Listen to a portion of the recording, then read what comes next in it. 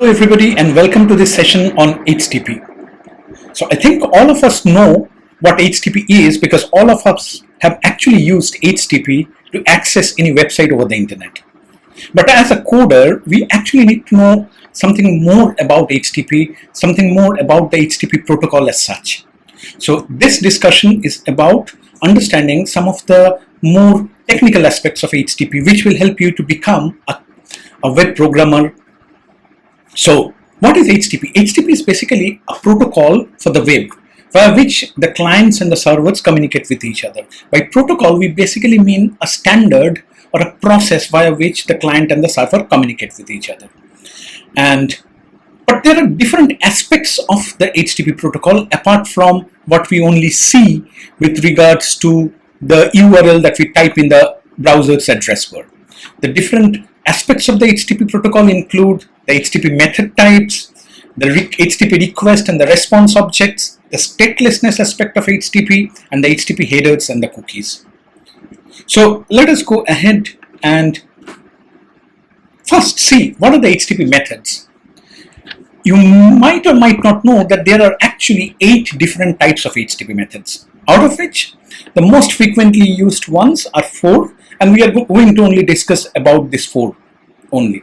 But out of this 4, even the one which is most frequently used is of course the GET method, which we use always, or rather the browser uses whenever we are trying to access any website over the browser. So that is the GET method, which is listed as the first one. But apart from the GET method, there are also 7 other methods, and out of those 7, 3 are really important, like the POST, the PUT, and the DELETE methods, because these methods are also used by a program, by a HTTP client, to either create something on the server, or to update something on the server, or to delete something on the server.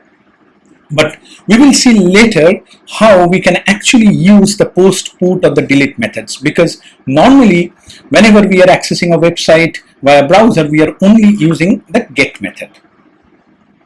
But before even we go to the other methods than GET, let us try to understand what happens when from our browser we actually request a website. So suppose from our browser we requested a website which is maybe Amazon.com or maybe BBC.com, and then the browser client sends a HTTP request to the server, and the server responds back with a HTTP response. Now there are different components within the HTTP request and the HTTP response, and it's very important to understand these components. What are the components of HTTP request? Number 1 is, of course, the request is meant for a specific server. So what is the host?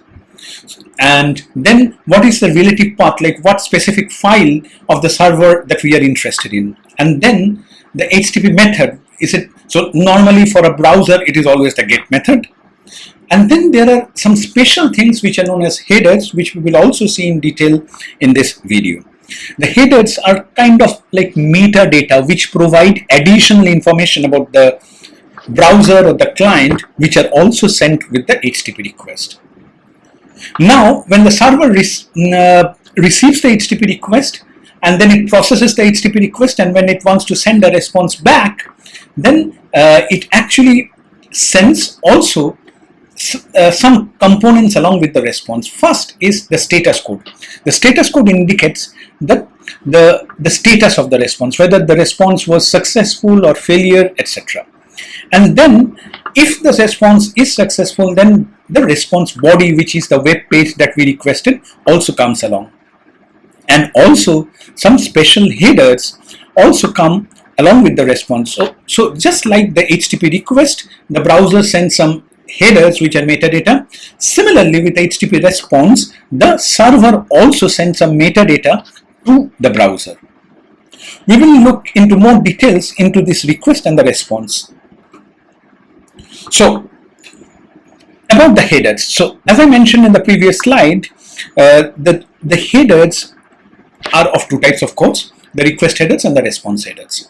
The request headers include or rather the most important request headers are the ones that I listed below, like the user agent. User agent is a request header which specifies what type of device I'm using to access the server. Like say for example, I'm using Chrome on Mac, so that would be the user agent. Accept means what are the response types that the browser can accept. Like it can be a text, it can be a HTML, it can be a PDF. So it lists all the possible response types which the browser can accept. Accept language specifies the languages which the browser understands, and typically that is retrieved from the local. And accept encoding specifies typically the encoding format which the browser understands. So all these HTTP request headers are meant are actually the metadata which is sent from the browser to the server to indicate to the server what the browser can understand. Similarly, when the server responds back with metadata or with the headers like content type. So it clearly indicates whether the content is a HTML content or a JSON content or a PDF content or a plain text content. So that is there in the content type header. And then there can be some special headers also. And also the most important thing is the status. Now, there is a very special type of HTTP header, both from the request as well as from the response, and that special type of HTTP header is known as HTTP cookies. So HTTP cookies are a special type of headers which are first created by the server. When the server generates the response, they may or may not be created. So basically on the server side, if the server decides to create the cookie, then it can actually create a cookie. And below is an example where the server has sent a cookie by the name Peter. By the name of the cookie itself is name, and the value of the cookie is Peter. So cookies are just like headers; they are key value pairs with certain attributes. Like here, the key of the cookie is name, and the value of the cookie is Peter, and one attribute is max age. So max age indicates the amount of time the cookie will live, because normally if max age is not specified, the cookie will be deleted as soon as the browser session is closed. But normally the server sends the cookie and wants that the cookie is stored on the browser for certain amount of time, because typically cookies are used for session management, for user authentication. So once a user is authenticated, the server sends a cookie to the user and to the browser basically, and basically wants that cookie to stay for certain length of time, so that for every subsequent request in that same session, the server will be able to understand who was the user who it was trying to connect to. So that is why there can be a max age for the cookie. So the first time a cookie is created by the server, for every then the server sends the cookie back to the client, which is the browser, and the browser then sends the cookie back to the same server on every subsequent request till the time the cookie exists. So if the cookie expires, of course the browser cannot send. So that is about cookies and some response codes. So we already saw that one of the main metadata of the HTTP response is the response code, because the response code is the primary metadata via which the server indicates whether the response was successful or the processing was a failure. And the failure can be also because of many reasons. So 200 is a success response, 500 is a response which indicates that there is some problem which the server encountered on its side during processing of the response. And the 400 response means it was a bad or invalid request. 401 means the client had to authenticate for that specific page, had to provide some kind of credentials, but the client did not authenticate, so that is why the page is unavailable to the client. 403 means client does not have sufficient privilege to access that page. And 404 means the request was valid, but the client is requesting for an invalid page or for a non-existing page. Now a couple of things here. Whenever we are talking about client here, for the simple purpose for understanding, as of now you can think of the client as nothing but the browser. And another thing is that this response codes, this 400 response codes, are primarily indicative of the client's issue. So if the server responds with a 400 code, that means the server is telling the client that something wrong has happened while the client sent the request. And another thing which I want to mention here is there are also ways in which the server can indicate whether it needs the client to authenticate for specific page.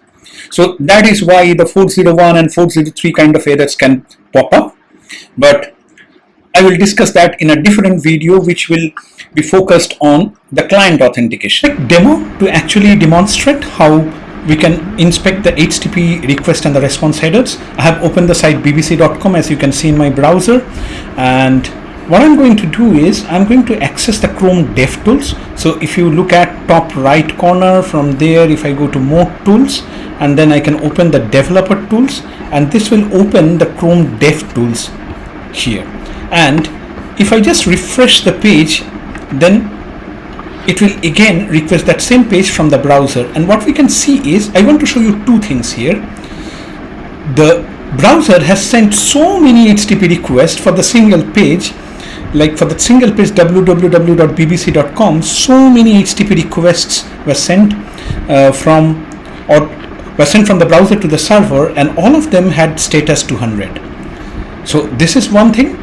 And the other thing is, say for example, if I want to see one particular request, which is the topmost one, the page request, then on the right hand side we can see the headers. Like we can see the request headers, like the method was get, and then the path was this, and then the scheme or the protocol was HTTPS, and that we can see the status code, and we can also see the response headers like content encoding, content length, content type. We can see all of them. So that's it. Thanks for being patient and watching this session. I hope it was useful. A couple of suggestions from my side written here, which you can read out. And last but not the least, please check out my blog post, which is mentioned in the description. And also, if you like, go ahead and subscribe my channel. Thank you.